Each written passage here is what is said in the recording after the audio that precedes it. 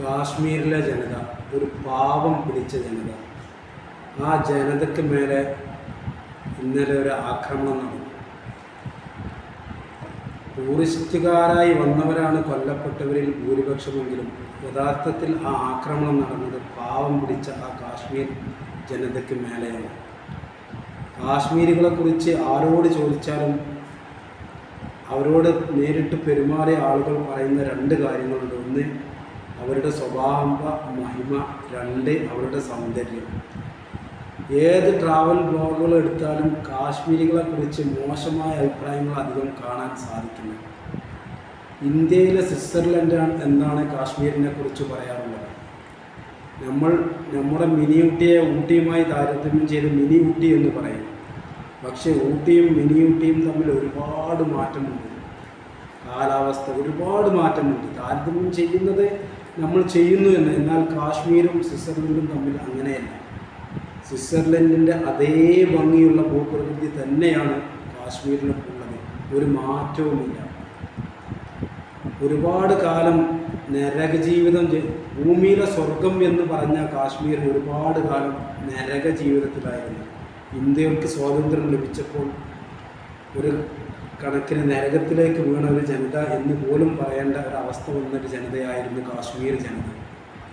അവർക്ക് ഈ അടുത്ത കാലത്ത് ഭീകരാക്രമണങ്ങൾ കുറവും മറ്റുമായി ഒരു സമാധാന അന്തരീക്ഷത്തിൽ വരികയും ടൂറിസം മേഖല പുഷ്ടിപ്പെടുകയും ചെയ്ത് വരുമാനം കിട്ടിയ ആ പാവം ജനത ഒന്ന് ഉയർത്തി എഴുന്നേൽക്കുന്ന സമയത്താണ് ഈ ഇടുത്തി പോലെ ഈ ആക്രമണം നടന്നത്. പക്ഷെ പല യൂട്യൂബേഴ്സും ചാനലുകാരും ഇത് മതത്തിൻ്റെ പേരിൽ കെട്ടിവെച്ച് ഇതിനെ വേറൊരു രൂപത്തിലേക്ക് കൊണ്ടുവെക്കാൻ ശ്രമിക്കുന്നുണ്ട്. നിങ്ങൾക്കറിയാം, നാട്ടിൽ മുഴുവൻ യൂട്യൂബ് ചാനലുകളും മറ്റുമാണ്. പലരും അതിൻ്റെ ക്യാപ്ഷനും തുമ്പുനയിലൊക്കെ കൊടുക്കുന്നത് ആളുടെ തുണി പൊക്കി നോക്കി അയാളുടെ മതം നോക്കി വെടിവെച്ച് കൊന്നു.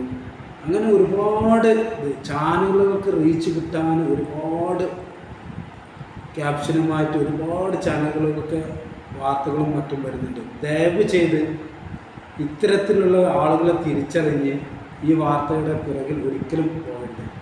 ഏതായാലും ഭാഗ്യത്തിന് മുഖ്യധാര മാധ്യമങ്ങൾ ഈ വാർത്ത അതിൻ്റെ മട്ടത്തിൽ മാന്യമായ രീതിയിൽ തന്നെയാണ് കൈകാര്യം ചെയ്ത് കാണുന്നത്.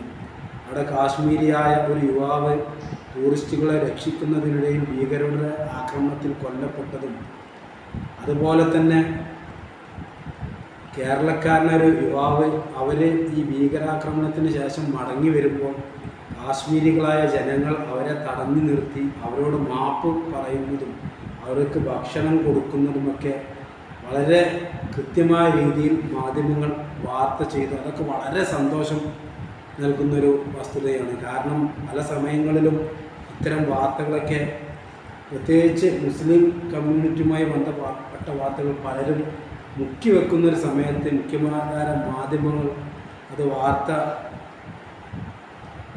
പ്രക്ഷേപണം ചെയ്തതിന് വളരെ സന്തോഷം നൽകുന്ന കാര്യമാണ്.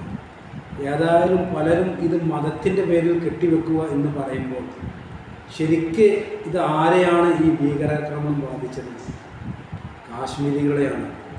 ഈ ടൂറിസം മേഖലയിൽ ജീവിക്കുന്ന ആ മേഖലയിൽ ജീവിക്കുന്ന കാശ്മീരികൾ അവരാരാണ്? അവർ മുസ്ലിങ്ങളാണ്.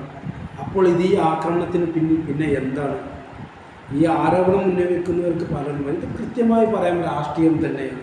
പാകിസ്ഥാൻ എന്ന രാഷ്ട്രത്തിലെ അവിടുത്തെ ആഭ്യന്തര പ്രശ്നങ്ങളും മറ്റും പലതും ഉണ്ടാകും. അതിന് പുറമെ പല കാര്യങ്ങളും ഇന്ത്യ പാകിസ്ഥാൻ അതിർത്തി തർക്കങ്ങളും മറ്റും പലതും ഉള്ളതാണ്. അതിൻ്റെ ഭാഗമായുള്ള ഒരു ആക്രമണം എന്നതിലപ്പുറം ഇതിനെ ഒരു മതവുമായി ബന്ധമില്ല എന്ന് നമുക്കെല്ലാവർക്കും അറിയാം. പക്ഷേ ഇത് മതത്തിൻ്റെ പേരിൽ കെട്ടിവെക്കുന്ന ആളുകളെ നമ്മൾ പ്രത്യേകം തിരിച്ചറിയുകയും അവരുടെ ചാനലുകളിൽ ഈ ന്യൂസ് കണ്ടാൽ അത് തൊടാതെ നമ്മൾ സ്കിപ്പ് ചെയ്ത് വിടുകയുമായി എന്ന് ചെയ്യേണ്ടത്. നമ്മൾ കാരണം ഒരിക്കലും അവർക്ക് അവരുടെ ചാനലിന് റീച്ച് കിട്ടരുത്.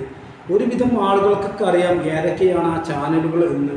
അതുകൊണ്ട് വളരെ കൃത്യമായിട്ട് ഈ കാര്യം ശ്രദ്ധിച്ച് നമ്മൾ എല്ലാവരും മതേതര വിശ്വാസികൾ എല്ലാവരും ആ കാര്യം കൃത്യമായി കൈകാര്യം ചെയ്യണമെന്ന് വളരെ വിനയപൂർവ്വം അഭ്യർത്ഥിക്കുകയാണ്.